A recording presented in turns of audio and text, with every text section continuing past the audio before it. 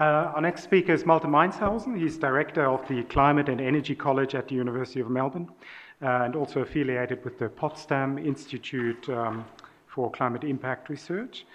He's the author of many influential publications on carbon budgets, emission trajectories, and similar things. And he's also a very influential colleague in the IPCC, of course. Malte, over to you on carbon budgets.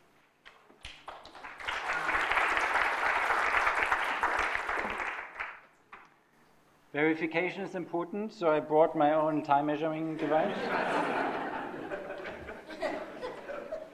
Thank you very much.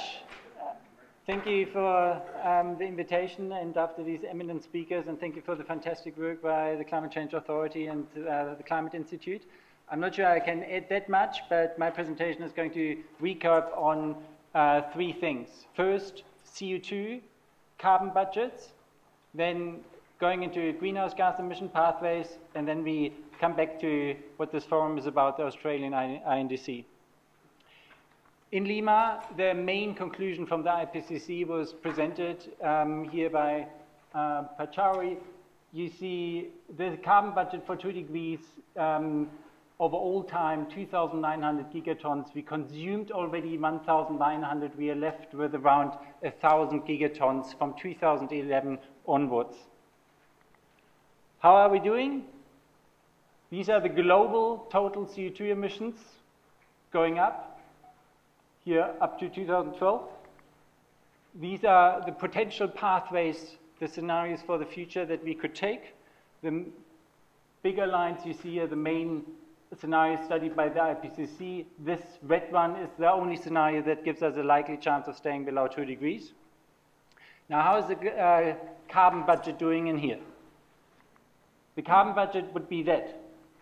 We already consumed, and then 1,000 gigatons are roughly left over. So if we go from today in a linear trajectory downwards, by 2060, we would have to have 0 carbon net emissions. If we go the path of the Copenhagen pledges, and the path that we have been on, I would say, until 2013, going up more or less according to the worst case scenario, then we consume more in the near term, and we would have to phase out net carbon emissions by 2050. Now, as was mentioned previously, 2014 saw a little plateau. Whether we finally make it towards peaking of global CO2 emissions, we can be hopeful. If you look at scenarios, the gray lines that actually go then to net negative CO2 emissions, you can look at slightly later phase-out dates, 2055 to 2070 on a global level. And this is what the UNEP report came up with, 2055 to 2070. Now, text options for these 0 targets are in the Paris elements text, as mentioned before, rather blown up text. Whether something of that remains in the final text remains to be seen. But all this boils down to a very simple, straightforward message. And no matter whether you look at 2050, 2060, going up first, or with net negative emissions thereafter, the one conclusion is, this is the long-term goal. And so this is a simple message. It can be driven home, people understand it, they can implement it themselves. Every state, every household can implement that goal for itself, so it can unfold a large effect on local and national action. The conclusions here on CO2, sooner or later there's no way around 0 CO2 emissions. That holds for 2 degrees, but would hold for other temperature targets as well. For 2 degrees, it's 2050 or 2055 to 2070. Australia has a triple responsibility and challenge. It's a major carbon exporter, is a high per capita emitter, and it's a wealthy nation. So the net phase out of CO2, you could argue, should be earlier than the global average. There's as well an opportunity for Australia. Not only does it suffer a lot from climate impacts if we don't get them in check, but it's blessed with solar, wind, land, and carbon storage resources. Now, second part is about greenhouse gases. So you add the methane, nitrous oxide, etc. How are we doing there? These are the global greenhouse gas emissions. Again, you see here the same scenarios. This is the lower scenario, which gives us a likely chance of staying below 2 degrees. This is a bunch of other trajectories.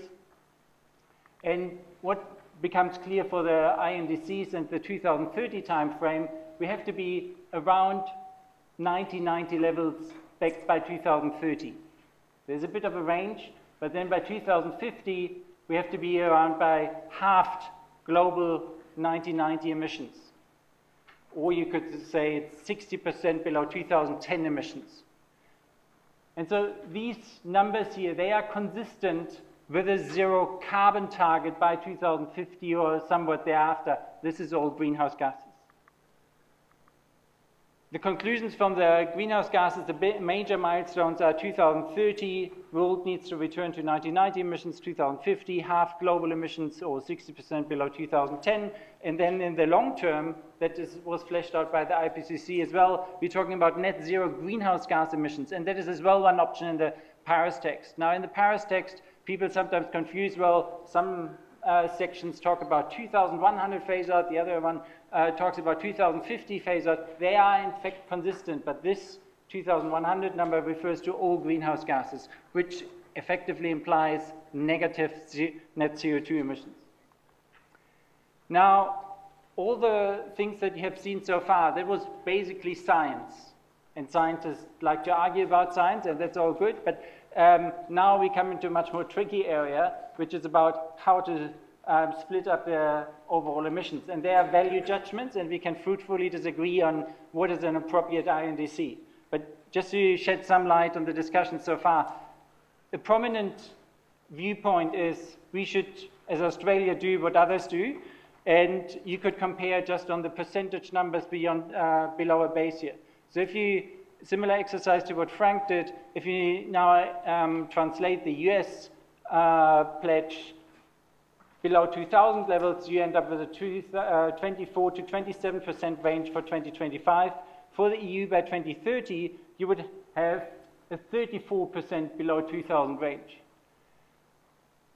Now, if you say every country should do the same percentage, you're basically implying a grandfathering.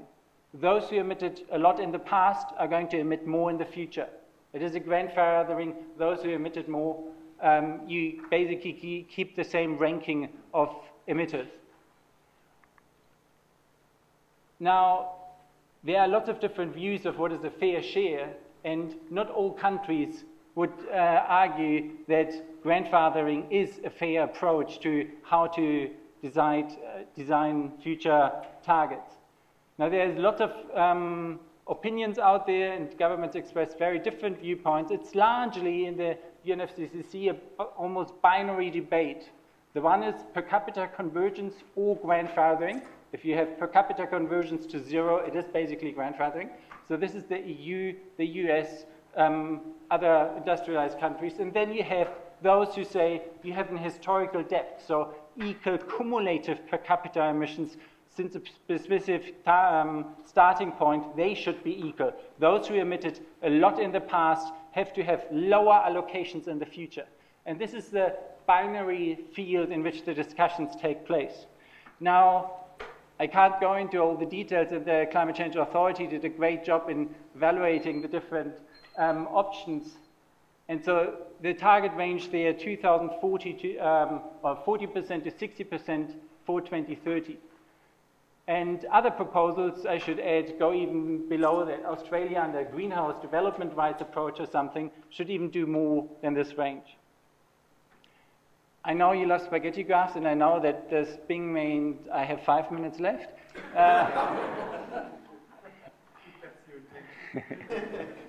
Now, just quickly, some graphs on the Australian target as a bonus. Here you see the fossil and industrial emissions in the deep black line. If you add on top the deforestation emissions, where then the base years are taken from 1990 and 2000, you see come up here with the overall line for the prominent target is 5% in the Copenhagen pledges. The actual target under the second commitment period, Kyoto, is over that range period, and that's 2% below 2000 or 0.5% below 1990. That's the sort of scale. Now, one can argue Australia has or had an 80% target by 2050, and we saw the Climate Change Authority's numbers roughly a trajectory with the budget to 2045. In 2025, that would roughly mean 30 to 40% target range, with here the 19% that was discussed before. And for 2030, that range here, 40 to 60%, is roughly here. So with this, the question is simply a value judgment. Does Australia want to be roughly in the middle of the pack? Then this would be a range for the iNDCs. If it wants to lead the pack, then it would be down here. And if it's a laggard, then it's somewhere up there. Thank you very much.